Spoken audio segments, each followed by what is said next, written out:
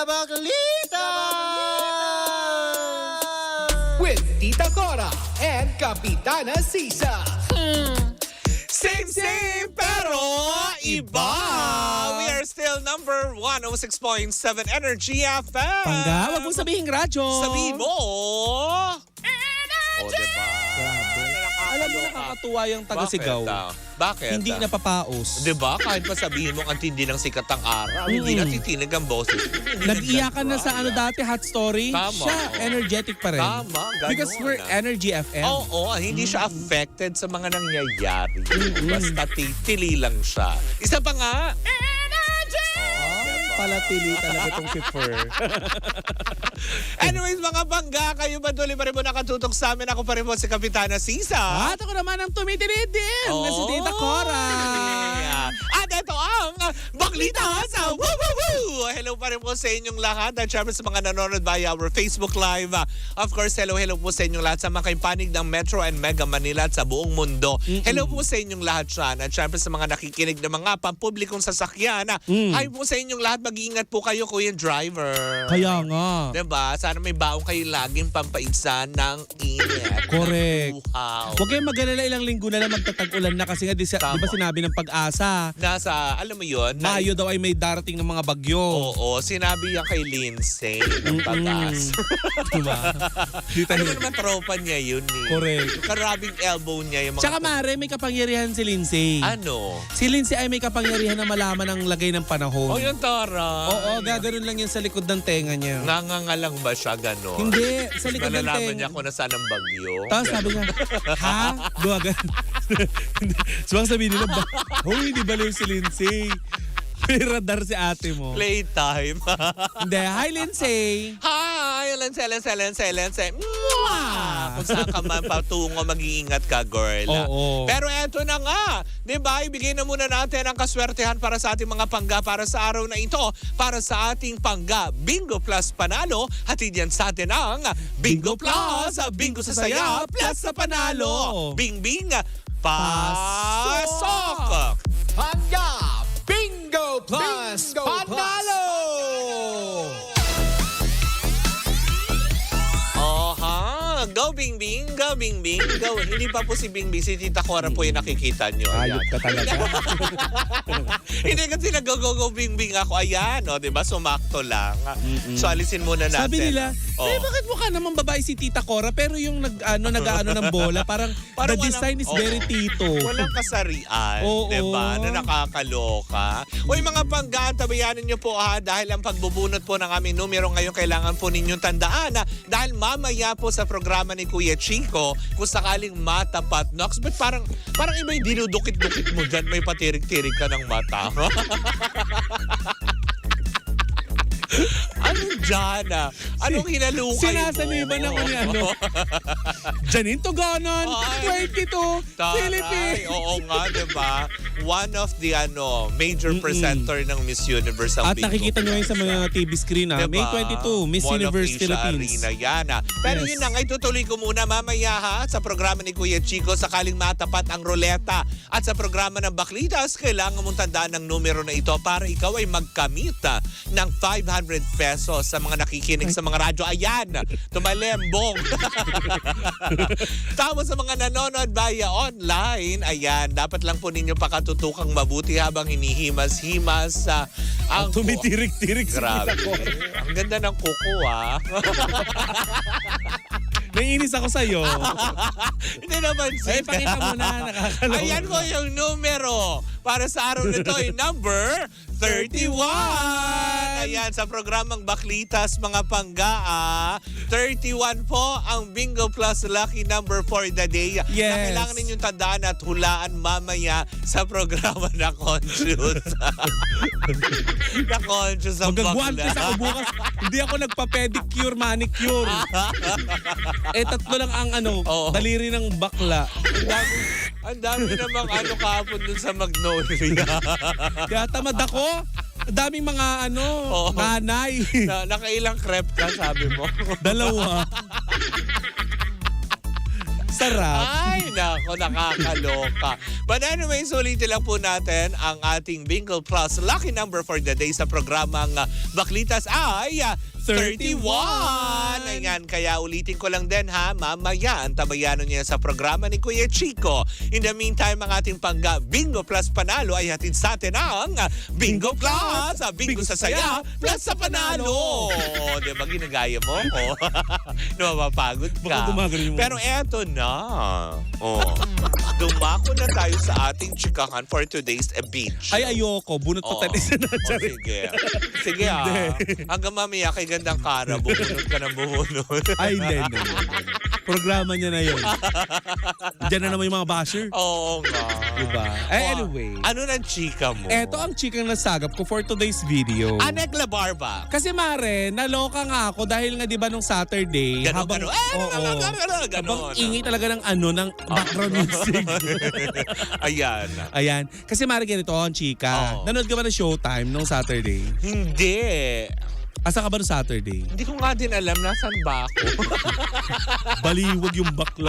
Hindi ako nagbukas ng TV kasi busy. Sinabi ko yung baliwag pero hindi yung baka mamaya i-quote mo Correct ako. diba? Baliwag lechon manok. Oo. Nagugutom na kasi kami. Diba? Minsan kasi ang lola mo ay nag-lechon manok. Ang galing. Lumabash. Ang galing. Taga Bulacan, baka hindi ka makaapak ng Bulacan, Day. Ang galing mo. Paano ka pupunta sa nanay mo? Idadaanan mo yun. Oo nga. Hindi. Magaling ko. May karatula ka agad doon. Bawal. Sabon ka talaga, bud. But anyway, eto na nga. Nung Saturday, naloka ako. Bakit? Kasi nanonood ako online. Alam mo naman, di ba, pinaputol ko na yung cable sa bahay dahil nga walang kwenta. Oo. So Ngayon, free channeling ka na lang. Hindi. Ano? Online. Kasi nga, pag nagla-live sila sa free channel, pati sa online, meron na din live. Okay. Ngayon, eto na, Mare. Nanood ako.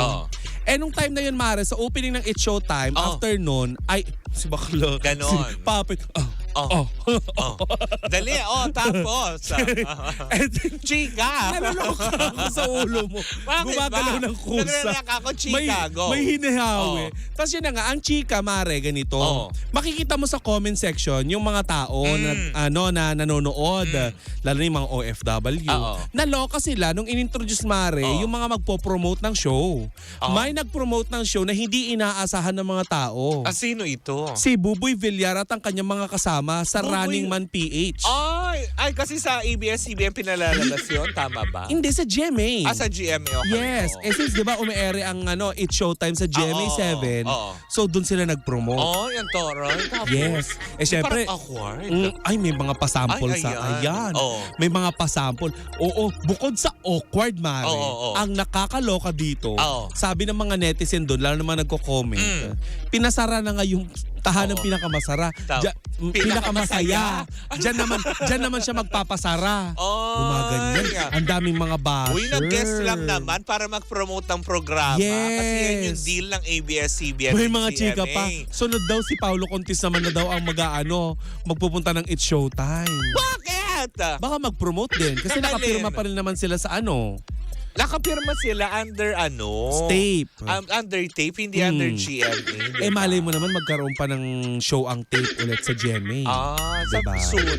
Malalaman natin Oo. yan. Diba? Pero yun na nga, Mare, ang nakakaloka, ang daming basher, Mare. Ang akala natin, Mare, sa loob ng ilang buwan na nagsara na ang tahanang pinakamasaya, nag-subside na yung mga yung galit ng mga nila. tao, ay hindi pa pala, Mare. Napakarami pa rin nating nabasa doon na mga comment. Alam mo, Mare, hindi naman sila dapat magalit kay Buboy. Bakit kasi kamo? diba, hindi naman siya kasing agresibo noon. Aminin naman na natin kasi napapanood naman din natin. And may mga resibo yan all over the social media na ang very aggressive lang naman din na parang tipong laging atake ang dating is si Paulo Contis. Yes. Diba? Kasi kung matatandaan po natin, diba may portion doon lagi na pag umaatake or umaariba ng salita itong si Paulo, umaawat na si Mayor Isko. Mayor diba? Isko. Inaawat na siya. Pero Mare, hindi yun ang hindi yun ang hinuhugutan ng mga tao. Anik. Kung maaalala mo, Mare, merong ginawa itong si Buboy na may isinali siya doon. Naalala mo? Tapos ipinanalo nila, pero yung pala, tao niya sa paresan niya. Oo, yung sa ano. Which is maiko-connect ko sa pinag-uusapan ngayon dahil natanong si Yan yung mga Buboy. unang portion nila ng nung nagpapa-play games na sila. Yes. Na parang walang sumasali. Yes. Planted. Ganun ba yun? Oo, diba? Ngayon, Mare, eto na. Natanong si Buboy, kasi nga Oo. di ba si Buboy meron siyang parisan Oo. na meron na mahigit 5 branches. Oh, yung Tore, congrats. Yes. Ngayon, Mare, kabalintunan nito ng mga kumakalat na balita, ng mga binabalita ng mga columnists na hindi na natin pangangalanan, na naghihirap na daw si Buboy at walang panghulog sa sakyan. Pero ang katotohanan nun, Mare, 5 na ang branches ng kanyang parisan. Actually, mahigit pa doon. Akala ko 5 na yung kotse. Ngayon, Mare, natanong ng mga netizen kung threatened ba siya kay Diwata. Pares overload. 'Di ba? Ang sabi naman ni Buboy, hindi naman. Kasi magkakalayo sila ng lugar. Parang, if I'm not mistaken parang nasa bandang Rizal sila. Tapos parang, ang alam ko, sorry correct me again. Ang kasosyo niya yata doon si Jelay Andres. Tama ba? That I'm not really sure, Mare. Oo, kasi ang alam ko sila kasi magtutropang dikit talaga ngayon Parang yung una talaga, si Jelay yata yung tumulong talaga kay Buboy, yung sa kanyang first tapos. Ngayon, Mare, sabi ni Buboy, hindi na lang daw niya pinapatulan yung mga sa kanya.